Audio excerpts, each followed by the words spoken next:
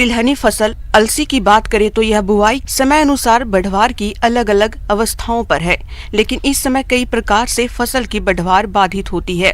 इसलिए फसल की उचित बढ़वार के लिए समय समय पर कुछ खास प्रबंधनों को करना बेहद जरूरी होता है। तो कौन कौन से हैं वो कार्य, इसके बारे में जानकारी दे रहे हैं वरिष्ठ कृषि वैज्ञानिक डॉक्टर BD घोड़े।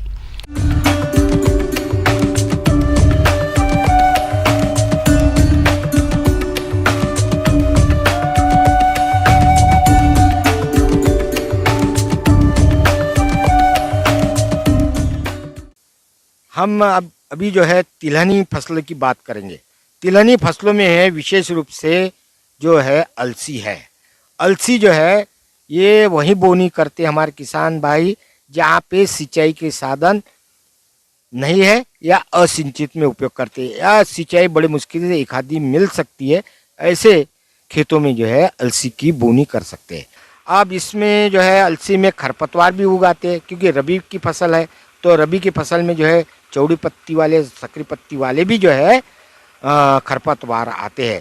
ऐसे स्थिति में भी जो है आप जो है खरपतवार नियंत्रण कर सकते हैं। पत्ती वाले खरपतवार नियंत्रित हो जाएंगे और बहुत अच्छा नियंत्रण मिलेगा। अलसी की फसल से अच्छा उत्पादन प्राप्त करने के लिए क्रांतिक अवस्थाओं पर सिंचाई करना आवश्यक होता है। तो आप कैसे करें सिंचाई प्रबंधन, इसकी जानकारी के लिए मिलते हैं।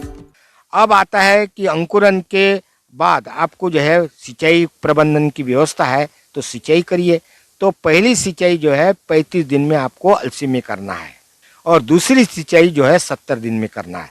इसमें भी जो है गहरी सिंचाई करने की आवश्यकता है, हल्की सिंचाई करिए तो ज़्यादा उपयुक्त रहेगा।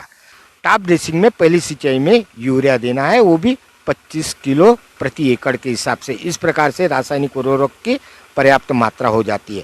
किसान भाइयों, सिंचाई प्रबंधन के बाद अब बात आती है कीट और रोग नियंत्रण की। तो आप कैसे करें कीट और रोग की रोकथाम, आइए जानते हैं। अलसी में विशेष रूप से जो है एक तो सूखने की बीमारी आती है। तो विशेष प्रकार से 2 प्रकार की होती है, एक तो बीमारी रहती है और दूसरी जो है सिंचाई की अगर नमी की मात्रा कम हो जाती है तो ऐसे परिस्थिति में जो है अलसी की फसल सूखती है। तो अलसी की फसल अगर सूखने की संभावना है तो ऐसे परिस्थिति में जो है आपको हल्की सिंचाई करना है। और अगर मान लीजिए आपके बीमारी जो है ड्राई रॉट आ जाता है, तो ऐसे परिस्थिति में आपको जो है फफूंदनाशक दवा का छिड़काव करना है, वो भी सिस्टेमिक फफूंदनाशक दवा का छिड़काव करना है। इसमें विशेष रूप से टिल्थ नाम की जो दवा आती है उसका उपयोग करिए, तो उससे जो है आपका फसल सूखेगी नहीं। यानी 1 लीटर पानी में 1.5 मिलीलीटर दवा टिल्थ का उपयोग करना है। इस प्रकार से जो है आपके जो है सूखने की बीमारी को आपको नष्ट किया जाता है। फिर आती है पत्ती वाली बीमारी। तो पत्ती वाली जो बीमारी आती है, इसके लिए जो है ब्लू कॉपर या कॉपर ऑक्सीक्लोराइड, इसकी मात्रा जो है आपको 2.5 ग्राम दवा 1 लीटर पानी में घोल के आपको जो छिड़काव करना है, जिससे कि धब्बी वाली बीमारियों को नियंत्रित किया जाता है। पाउडरी मिल्यूड रोग कवक से होने वाला रोग है। इसके कारण पौधों की शाखाओं की सिरों पर भूरा या सफेद आटे जैसा पाउडर दिखाई देता है। रोगी पौधों की पत्तियां गिरने लगती और दाने सिकुड़ जाते हैं। तो आप कैसे करें इस रोग की रोकथाम, आइए जानते हैं। और भभूतिया भी आता है कभी कभी।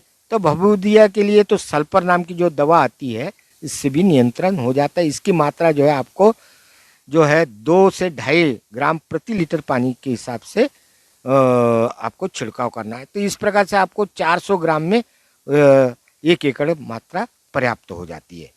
कीड़े जो है विशेष रूप से अलसी में जो है एक तो गॉलमिज नाम की कीड़ा आती है, जो कि जो अलसी के जो कैप्सूल्स है उसमें छेद करके पूरे दाने को या उसके अंडकोश को नष्ट कर देते, जिससे कि उसमें बीज निर्माण नहीं होता है।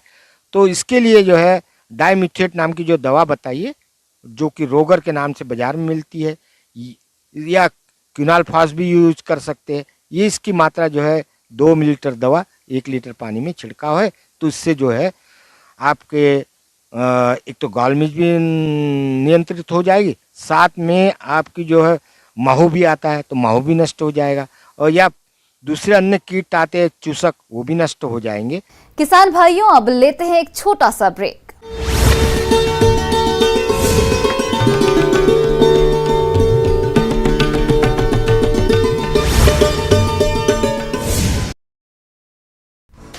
आरक्षण को लेकर मंत्री अमरजीत भगत